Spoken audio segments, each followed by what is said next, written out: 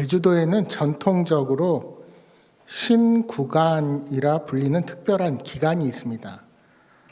신구간은 신구세관 교승기간의 줄임말로 제주를 대표하는 오랜 풍습이 있는 기간입니다. 올해는 2024년은 1월 25일 목요일부터 2월 1일 목요일까지가 그 기간이었습니다. 제주 사람들, 여기서 말하는 제주 사람들은 도시에서 글로 이주한 사람이 아니라 제주에서 원래부터 살던 그런 토착민들을 말합니다. 예전부터 약 18,000여 개의 많은 신이 있다고 그들은 믿어왔습니다. 생명의 신인 삼승할망, 사랑과 농경의 신인 자청비, 농경의 여신 백주도, 대문을 지키는 문전신, 장독대의 장맛을 좋게 만드는 철융신, 집안 지킴인 성주신 등 수많은 신이 집을 지키며 만물을 다스린다고 그들은 믿었습니다. 이 신구간이란 길흉화복을 관장하는 신들이 임무를 교대하기 위해 하늘로 올라가는 기간이 바로 신구간입니다.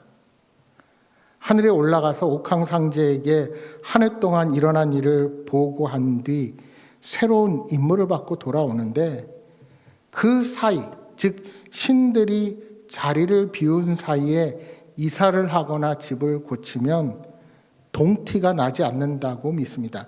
여기서 동티라는 것은 신이 화가 나서 내리는 재앙을 동티라고 합니다. 다시 말해서 이 기간에는 재앙을 경험하지 않는다고 믿어서 많은 사람들이 이 기간에 이사를 했습니다. 마치 여러분 뭐가 생각납니까? 손 없는 날, 귀신이나 악귀가 돌아다니지 않는 날을 골라서 이사하는 것과 마찬가지죠.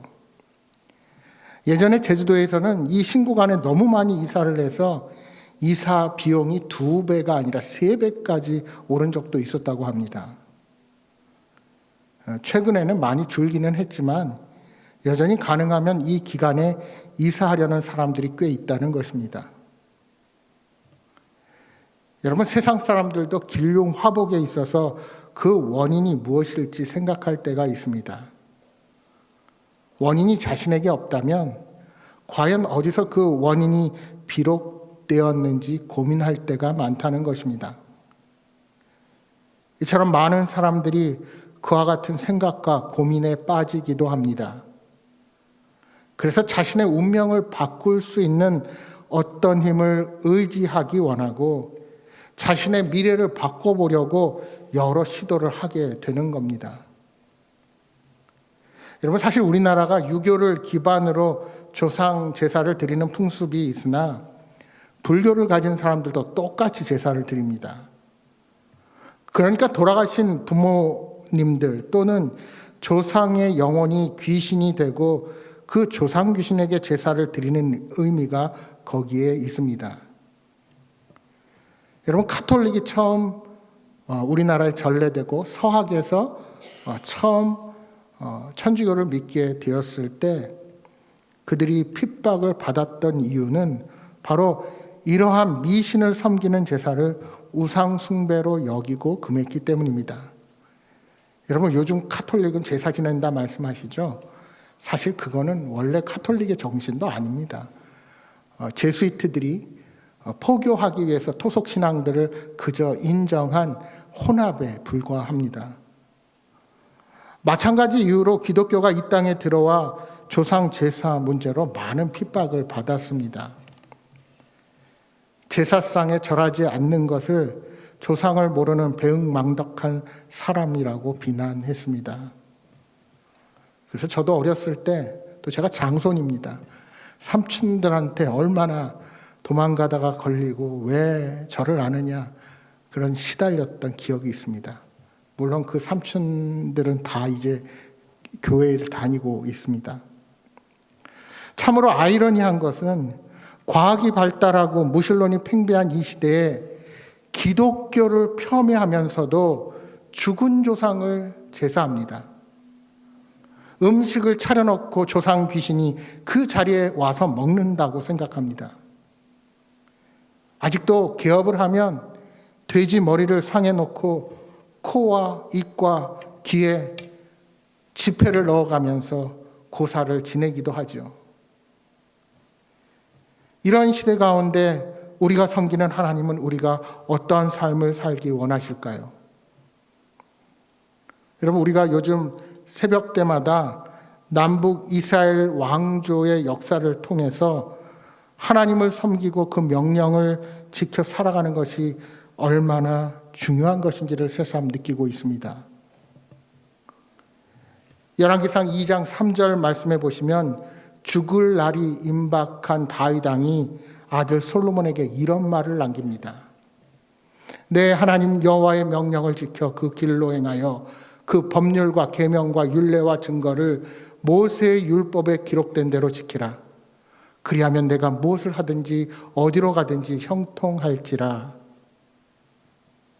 그런데 우리가 살펴본 것처럼 그렇게 아버지의 유언을 받들어 아버지가 그렇게 하고 싶어도 하지 못했던 성전을 건축하고 하나님이 주신 지혜로 백성들을 재판하던 솔로몬이 그 마음을 끝까지 지키지 못했습니다. 그래서 이방의 여인들과 결혼하고 우상 숭배의 혼합 종교를 갖게 되었지요.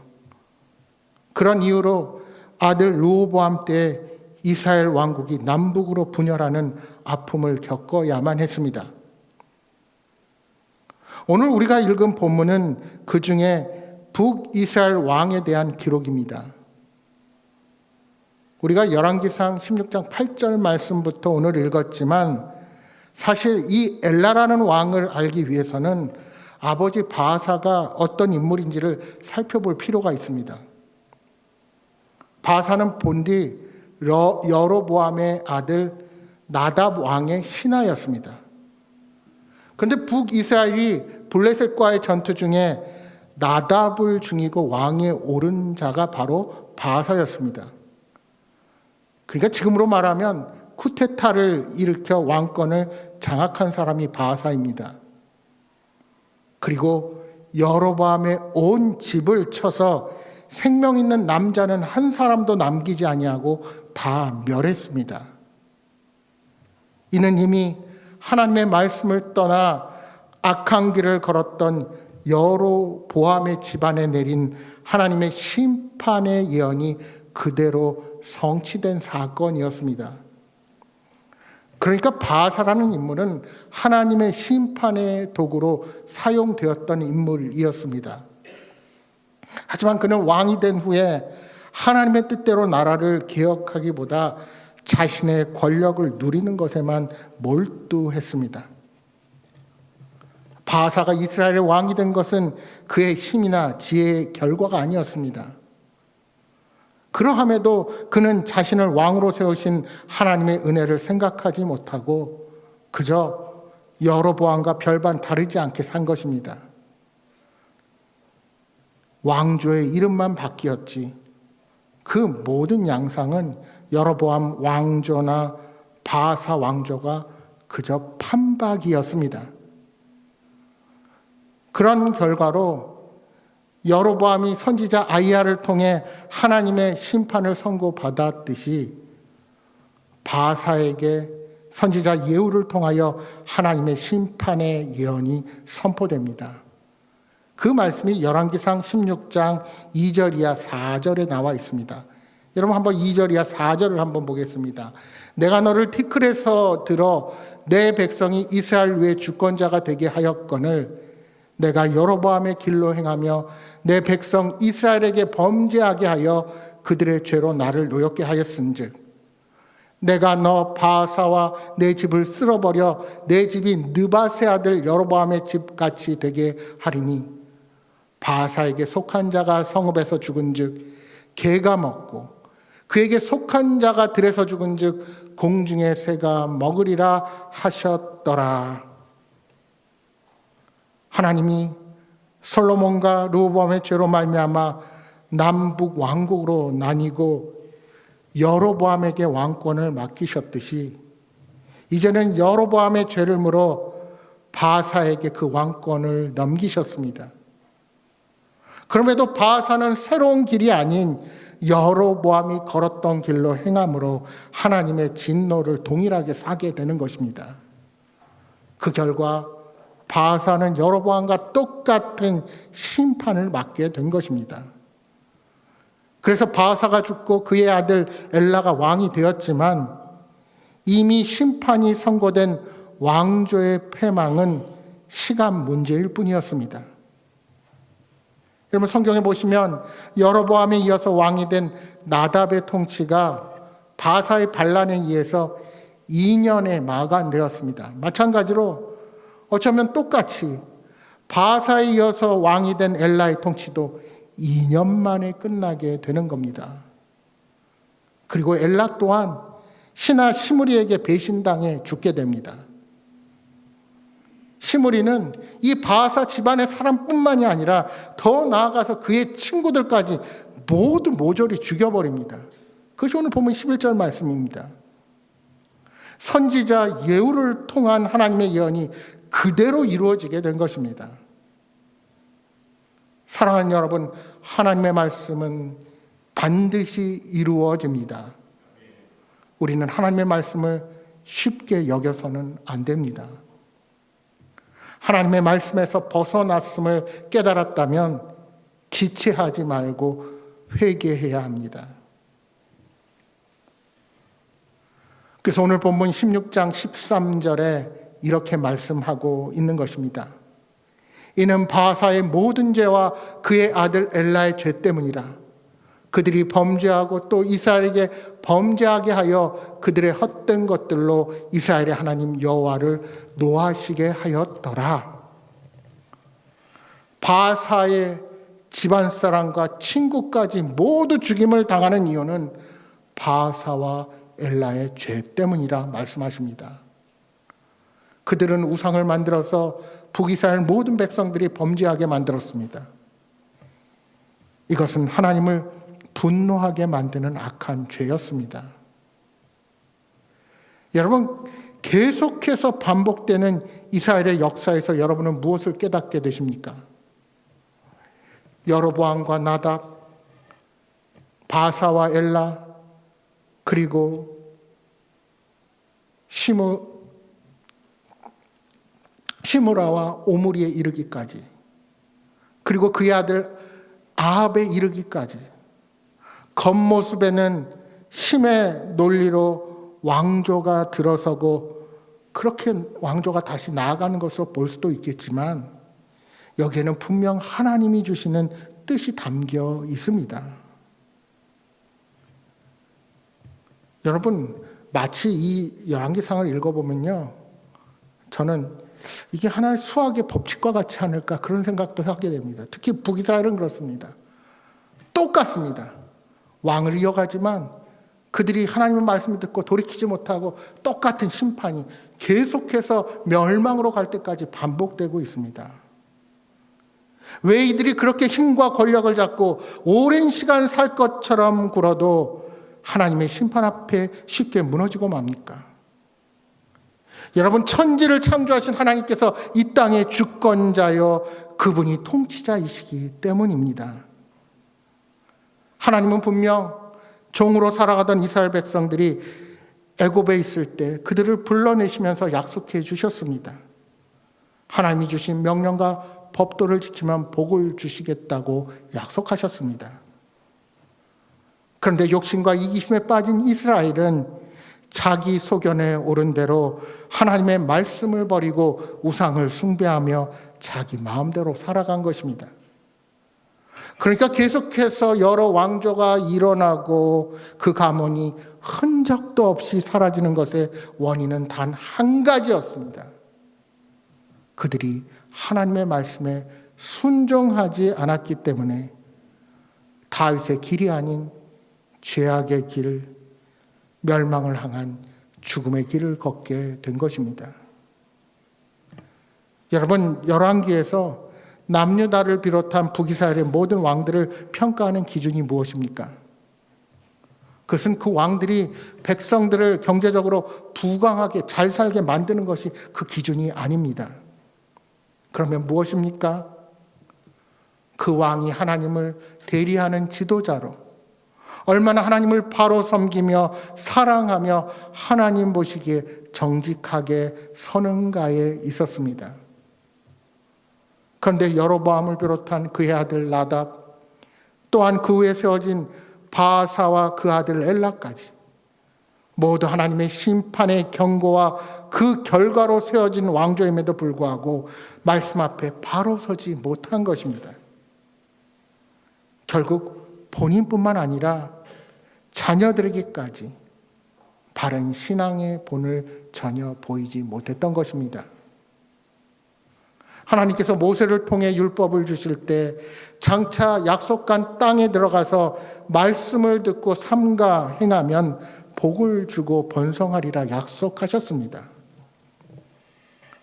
그래서 신명기 6장 4절이야 9절 말씀에 우리가 너무나도 잘 아는 약속의 말씀이 있습니다. 이스라엘아 들으라, 우리 하나님 여호와는 오직 유일한 여호와시니 너는 마음을 다하고 뜻을 다하고 힘을 다하여 내 하나님 여호와를 사랑하라. 오늘 내가 네게 명하는 이 말씀을 너는 마음에 새기고 내 자녀에게 부지런히 가르치며 집에 앉았을 때이든지 길을 갈 때이든지 누워있을 때이든지 일어날 때이든지 이 말씀을 강론할 것이며 너는 또 그것을 내 손목에 매어 기호를 삼으며 내 미간에 붙여 표로 삼고 또 내 집 문설주와 바깥문에 기록할지니라. 여러분, 이 말씀에는 오늘 우리를 향한 하나님의 절박한 마음이 잘 드러나 있습니다. 여호와는 오직 한 분뿐인 유일한 여호와 하나님이십니다. 우리는 여러 신 중에 하나를 택하여 섬기는 것이 결코 아닙니다. 오직 한 분 하나님을 섬깁니다.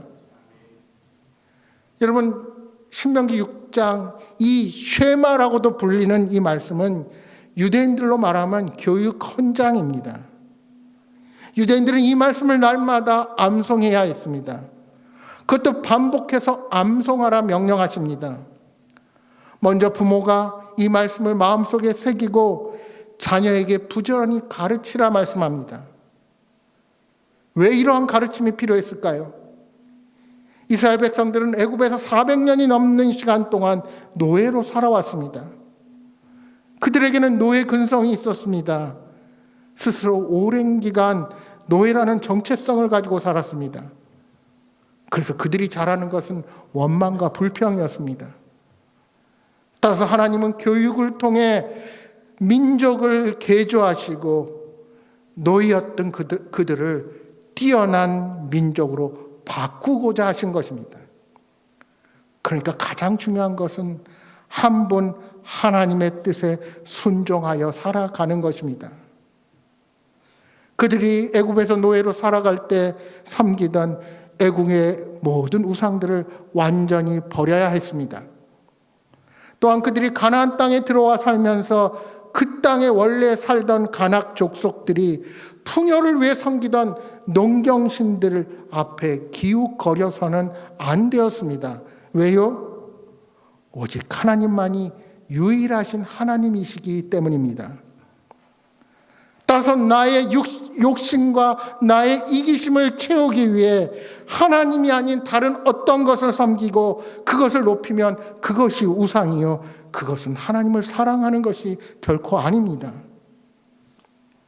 특히 우리가 복음을 전할 때 조심해야 할 것이 있습니다. 내가 예수 그리스도를 전하고 그들이 믿겠다고 하여서 내가 믿는 하나님을 그들이 그대로 믿는다고 받아들이면 안 됩니다. 여러분, 간혹 선교지에서 복음을 전하면 너무 쉽게 복음을 받아들이는 경우가 있습니다. 여러분, 일본 사람들에게 가서 복음을 한번 전해보세요. 하나님 믿으세요? 쉽게 믿겠다고 합니다. 여러분, 그 이유가 뭔 줄 아십니까? 그들은 그저 여러 신 중에 하나로 하나님을 섬기는 것입니다. 여러분, 만약 그들이 받아들이는 예수 그리스도가 여러 개의 신을 믿는 중에 하나라면 그것은 제대로 믿는 것이 아닙니다.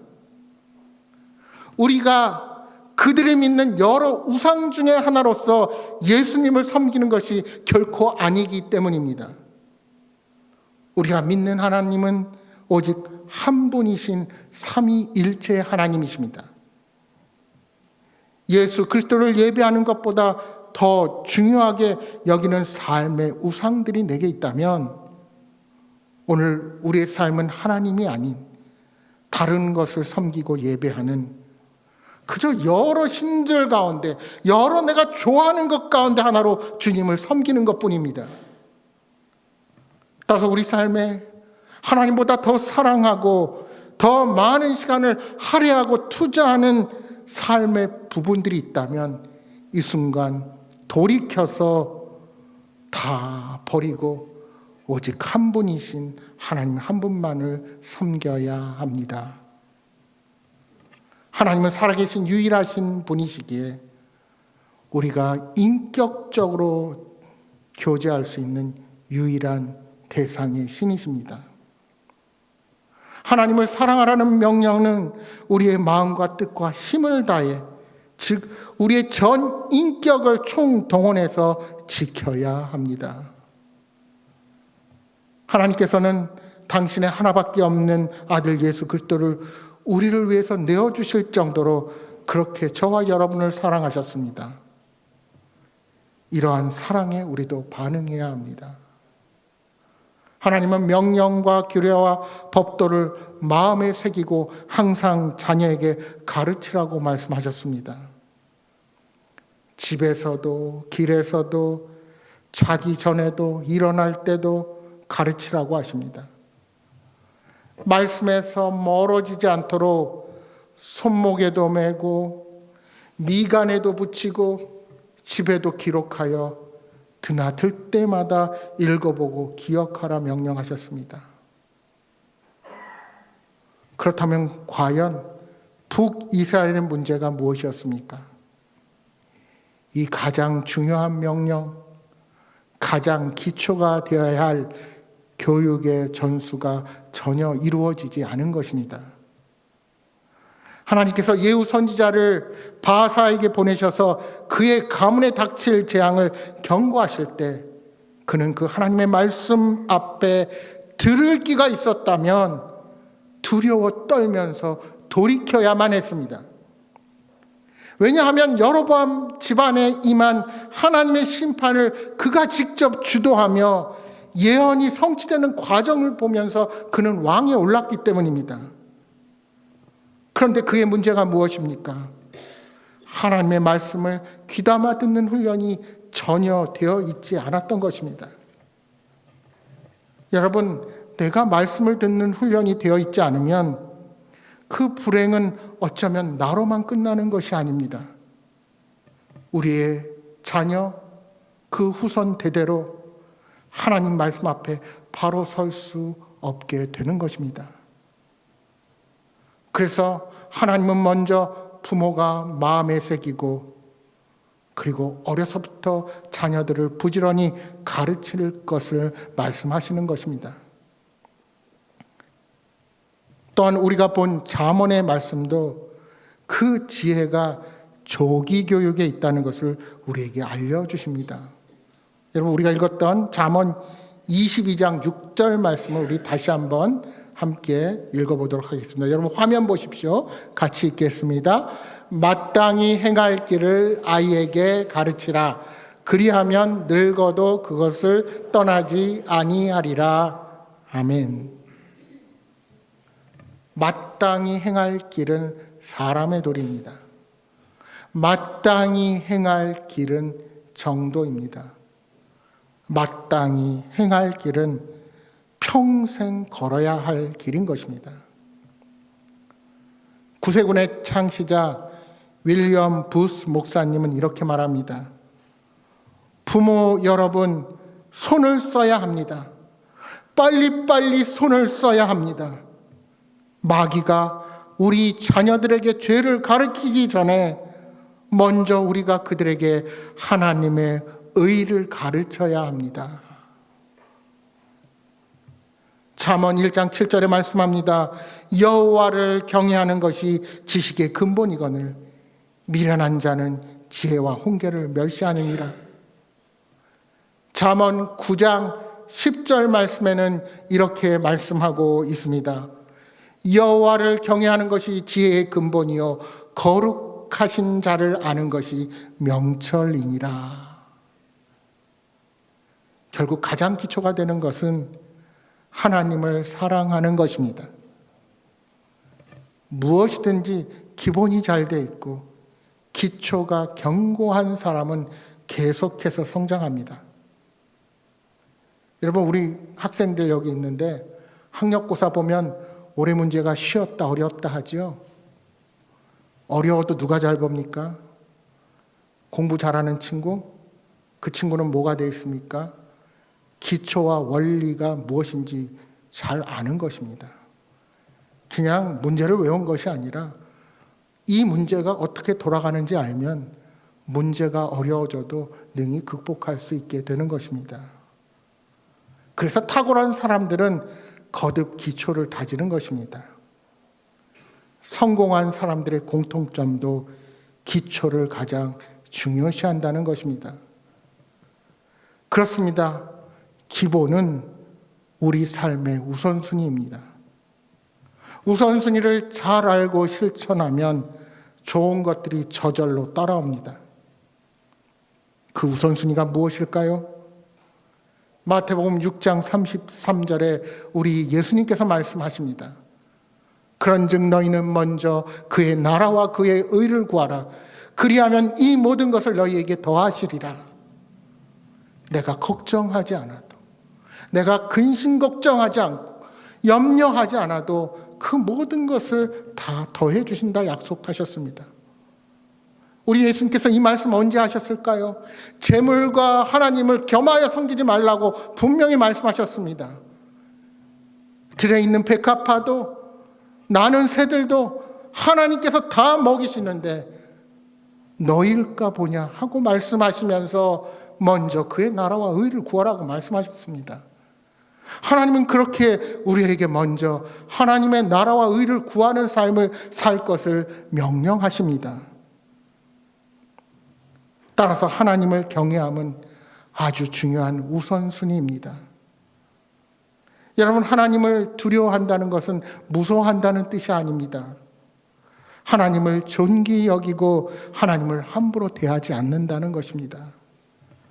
그것이 바로 하나님 사랑입니다. 진심으로 한 분 하나님을 사랑하는데 어떻게 우상에게 절할 수 있겠습니까? 진심으로 하나님을 사랑하는데 하나님 외에 다른 것들에 내가 더 많은 나의 시간과 모든 일들을 투자할 수가 있겠습니까?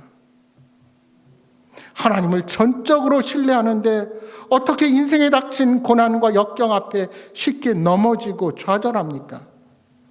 아니, 혹시 잠시 넘어져도 다시 일어서서 믿음의 길을 걸어갈 수 있게 될 것입니다. 여러분, 많은 부모님들이 3, 4살밖에 안 된 아이들에게 영어를 가르치고 무용을 가르치는 등 조기 교육에 힘을 쓰지요. 그러나 정말 중요한 조기 교육은 인격과 습관이 형성되기 전부터 바른 신앙의 교육을 이루어 가는 것입니다. 3살 버릇 80까지 간다는 말의 의미가 무엇이겠습니까?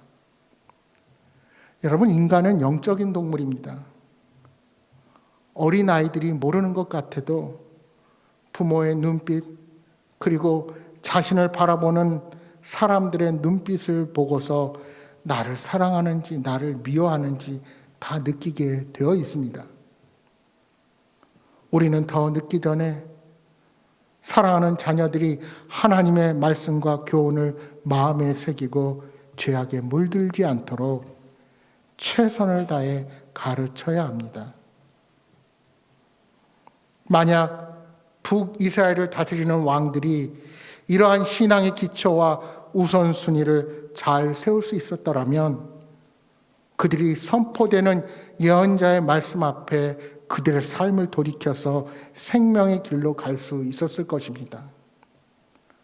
하지만 마땅히 행할 길을 배우지 못했기에 그들은 비참한 인생을 마감하고 만 것입니다. 여러분, 우리는 종종 우리의 귀를 즐겁게 하고 우리 마음을 편안하게 해주는 말씀만 귀담아 들으려는 경향이 있습니다. 하지만 몸에 좋은 약은 입에 쓰다는 속담처럼 우리의 죄를 지적하고 책망하는 말씀에 오히려 귀를 기울이고 순종하는 태도를 키우는 것이 참 지혜로운 자의 태도입니다. 그렇게 우리 자신이 먼저 말씀 앞에 바로 서고 우리에게 주어진 날 동안 사랑하는 자녀들과 다음 세대들에게 믿음의 본을 보이는 신앙인들로 거듭나시기 바랍니다. 사랑하는 여러분, 이 한 주도 말씀에 순종하며 주님이 기뻐하시는 길을 따라 살아가는 여러분 모두가 되시기를 주님의 이름으로 축복합니다.